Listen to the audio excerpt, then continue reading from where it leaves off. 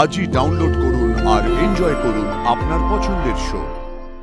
তুমি যেখানেই যাবে মহাগৌরী, আমি এভাবেই তোমার সঙ্গে ছায়ার মতো লেগে থাকবো। ডোন্ট ওয়ারি, লড়ে যাও তুমি। হ্যালো, তুই আবার হেরে গেলি যে কে বলছিস তুই বল? স্পিক করে দাও। আফসোস, মহাগৌরীর মা অঞ্জলি সিংহকে কিডন্যাপ করেও তুই তোর ছেলেকে জেলে যাওয়া থেকে আটকাতে পারলি না। তুই যতই চেষ্টা কর, মহাগৌরী আর ওর ফ্যামিলির কোনো ক্ষতি তুই করতে পারবি না। কারণটা জানিস?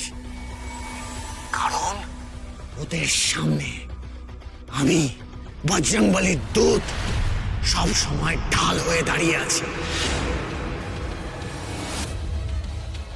ওদের গায়ে হাত লাগানোর আগে ওকে যে আমাকে টপকাতে হবে যে। আর তোরা কেউ আমার গায়ে একটা আঁচড়ও লাগাতে পারবি না।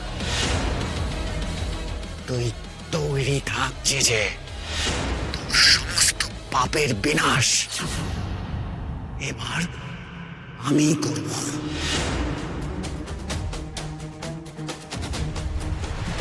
সবার সামনে আপনার মুখের চুনকালি হচ্ছে। রেডি থাকুন, আপনার জাস্ট একটা অপরাধের প্রমাণ পাই, তারপর আপনাকেও আমি শাস্তি দেব। দ্যাটস ইট, অনেক হয়েছে, অনেক হয়েছে। এবার এই বজরংবলীর দূত আর ওই মহাগৌরীকে আমি পিষে মেরে ফেলবো আমি ওকে। স্যার বলছিলাম না, আমার কাছে একটা আইডিয়া আছে। এই তুমি প্লিজ চুপ করো, তুমি প্ল্যান দিও না, তুমি সব প্ল্যান ফেল করো। হ্যাঁ ম্যাডাম আপনি প্লিজ রাখবেন না, শুনুন আগে আইডিয়াটা একবার। বলো সুজয়, বলো। স্যার আপনি শুনলেন তো কি বললো বজরংবলীর দূত, যে মহাগৌরীকে ও প্রোটেক্ট করবে এনিহাউ। তার মানে মহাগৌরী কোথায় যাচ্ছে, কি করছে, প্রতিটা স্টেপ কিন্তু বজরংবলীর দূত নজর নজরে রাখছে। মনে হয় যে আপনি যদি ওই মহাগৌরীকে ট্র্যাপ করতে পারেন, তাহলে বজরংবলী দূত কিন্তু ওকে বাঁচাতে আসবে। আর তখন আপনি আপনার হাতের মুঠোয় একসাথে দুজনকে পেয়ে যাবেন। এবার দেখুন স্যার, এক ঢিলে আপনি দুই পাখি মারতে পারবেন। হ্যাঁ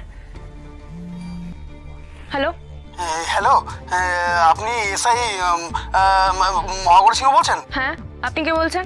ম্যাডাম, ওই NH-10 হাইওয়ের ধারে ওই 5 নম্বর গোডাউন আছে না, ওখানে একজন লোকাল মদের ডিলার প্রচুর ইনলিগাল মদ জড়ো করেছে। আর সেখানে না ওই বজরংবলীর দূত ঢুকে লোকজনদেরকে মারধর করছে, মানে সব জিনিসপত্র ভেঙে তছনছ করে দিচ্ছে। ম্যাম প্লিজ আপনি এক্ষুনি আসুন। ওকে আমি এক্ষুনি আসছি। আপনি লোকটাকে চোখে চোখে রাখুন, আর লোকটা মুভ করলেই আমাকে জানাবেন। ওকে? আচ্ছা ম্যাডাম। বাস আজই হবে দুধ কা দুধ, পানি কা পানি। তুমি যেখানেই যাবে মহাগৌরী, আমি এভাবেই তোমার সঙ্গে ছায়ার মতো লেগে থাকবো।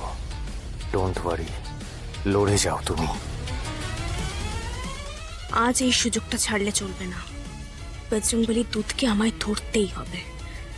হ্যাঁ আমি জানি লোকটা অন্যায় করেছে, কিন্তু অদ্ভুতভাবেই লোকটার উপর খুব বেশি রাগ করেও তো থাকতে পারছি না।